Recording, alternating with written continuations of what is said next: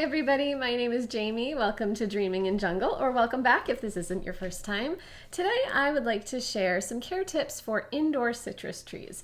This one in particular is a Calamondin orange tree, which I actually bought as a tiny seedling, probably about this tall, which I will try to insert a picture if I can find one of when I first bought it. But I bought this as a tiny little seedling at Busch Gardens in Tampa, Florida. So it traveled home with me to New Hampshire and it grew like crazy. So from seedling to this size, I think this plant does so well because I let it have some outside time during the summer.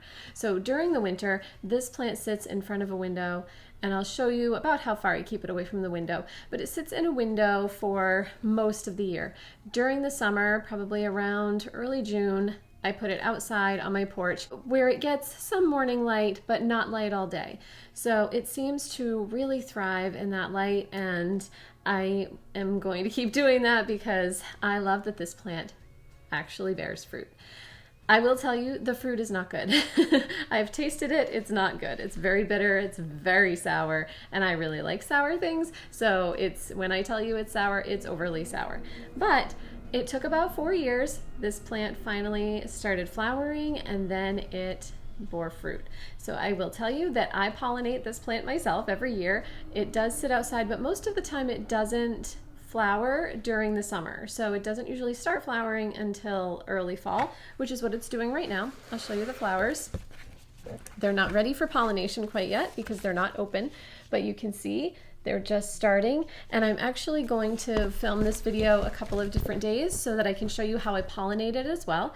So this plant I keep in a plastic pot, plastic pot, and I water it about once a week. It's actually looking a little bit dry right now, so I might actually water it twice this week, but it really does really well with about once a week. And you can see there's new growth.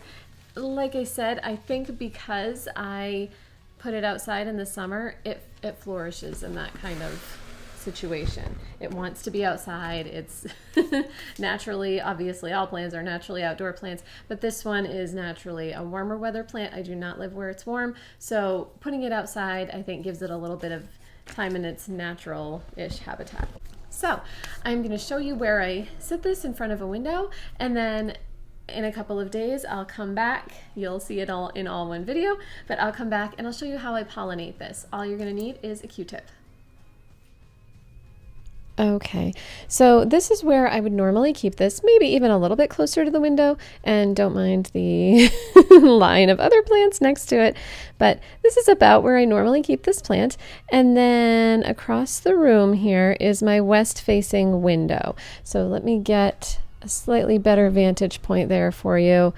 I would say that window is probably about 10 feet from this plant, but it is west facing, and so it does get very bright sunlight all afternoon, all year round. So again, this plant is in this window, or about 10 feet from this window, probably early September through early June. I have this Calamondin orange tree in a potting mix that's about probably 80% potting soil, just regular run-of-the-mill potting soil, and 15 to 20% vermiculite, which I find really helps keep out the fungus gnats that tend to like plants that like to be a little more moist. So this really helps with any kind of pest control. All right, guys, it is 3 days later, and as you can see, some of these blossoms have started to open and are actually starting to drop some petals. So I want to take advantage of the ones that are open and do some pollinating now. And then the ones that are still closed, I will get those in a few days when they open.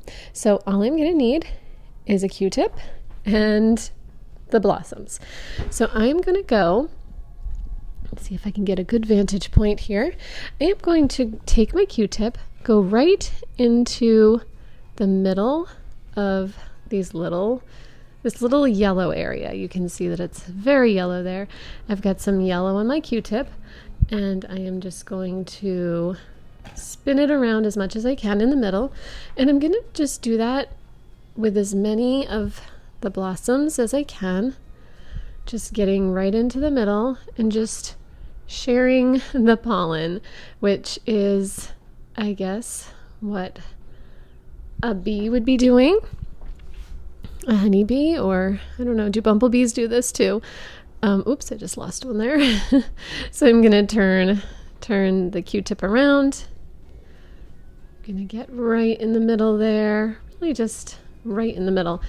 And using this method, I have gotten many, many oranges. Again, they don't taste very good, but it works. It works to pollinate if that's what you're going for. And I would do this with lots of other citrus tree varieties as well. I think it would work just as well with like a lemon or a lime, that kind of thing. So anyway, that's how I take care of my Calamondin orange tree. I think next up for me is going to be some kind of a lime tree, because I would love to grow my own limes, and I think it would be small enough that I could handle it. But that's my little orange tree. All right, guys, thanks for watching this care and pollination video. I hope this gave you some ideas on how to take care of your citrus tree. If you have any questions or comments or would like to share some information with me, please leave it below. And thanks for watching. Have a great day. Bye-bye.